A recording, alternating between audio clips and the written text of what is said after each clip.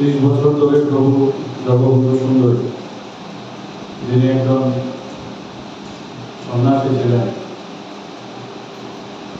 যেভাবে কৃষ্ণইজম এবং বৈষ্ণবিজমের সাধনা করেছেন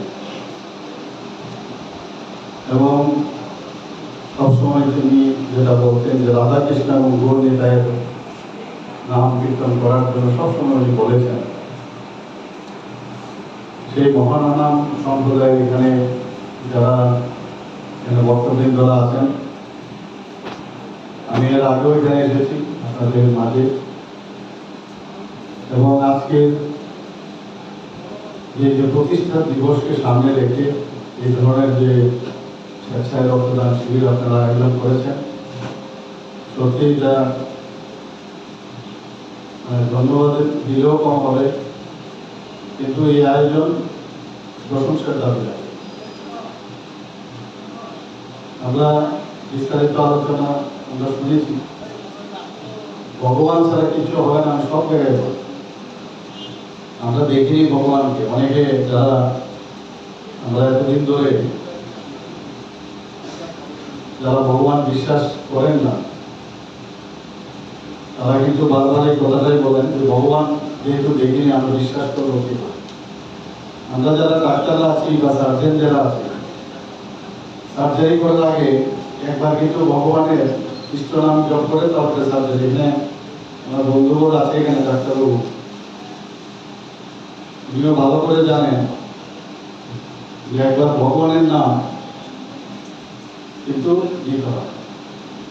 এবং যারা বিশ্বাস করেন না, সুবিচারে কিন্তু ওই কাজটা করে, সুবিচারে কিন্তু এই কাজটা করে। উনি না করলেও ওনার বাড়িতে যিনি থাকেন উনি ঠিক ঠিকই করেন। এরকমই উদাহরণ প্রচুর আছে। আমার মনে আছে একবার হাওড়া থেকে আমি পাটনা যাচ্ছি পড়াশোনার সভাতে, আমি ট্রেনের যে তখন বাংকার ছিল সিটে, তার উপরে আমি শুয়েছিলাম। শুয়ে কি শোয়া তো হয় না, দেখছিলাম তো নিচে দেখলাম ট্রেনের মধ্যে কিন্তু অনেক কিছু শেখার আছে। তো 3-4 জন বসছে, একজন বলছে যে আমি ভগবান বিশ্বাস করি। তো বললো আপনার কাছে দেশলাই আছে? তো উনি পকেট থেকে দেশলাই বের করে, তো দেশলাইয়ের একটা কাঠি বের করে দেখছে, আমি উপর থেকে বসে বসে দেখছিলাম, থামতে লাগলো ওই দেশটাকে।